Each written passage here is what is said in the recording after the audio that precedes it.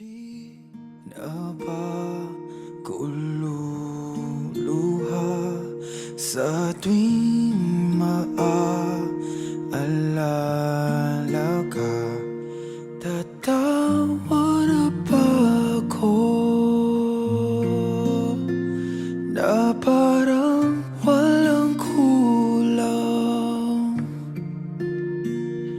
Nasaan na ba ang tayo, ang lahat ng mga pinangako mo? Bakit may kayo at naiwanan lang ako?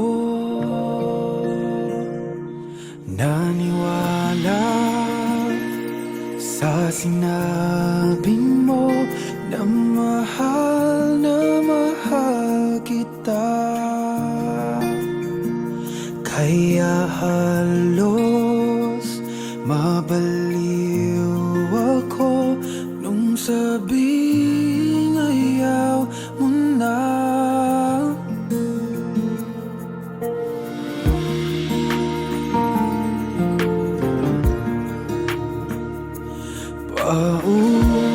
Paulit-ulit kang pinili at paulit-ulit kang pipiliin, pero ba't ang bilis?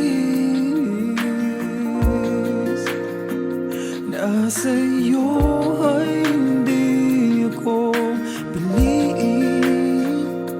Una pa ako'y nakapako at hindi na makatakbo, at ang puso ay nagdurugo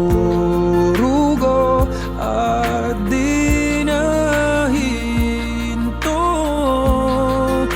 Kasing sarap ang pakinggan ang mga salita.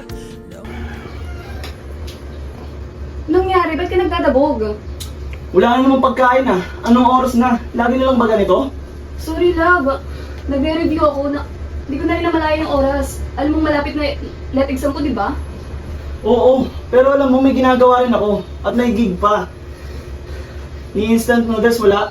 Di ba nga sinabi ko sa'yo na mag-grocery tayo nakaraan? Pero tuwing uwi mo, lagi ka na lang busy dyan sa cellphone mo. So kasalanan ko pa ngayon. Lagi mo na lang ako sinisisi.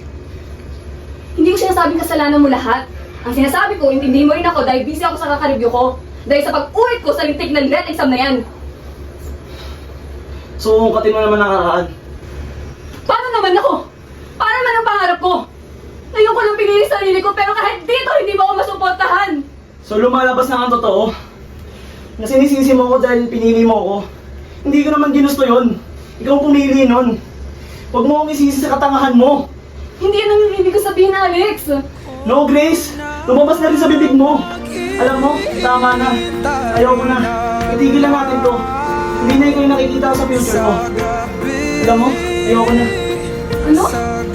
Alex, ano sinasabi mo? Ano ba? Alex! Bitawan mo ako! Ano sabi mo? Ano pa pag-usapan natin to, Alex? Ayaw ko na! Alex!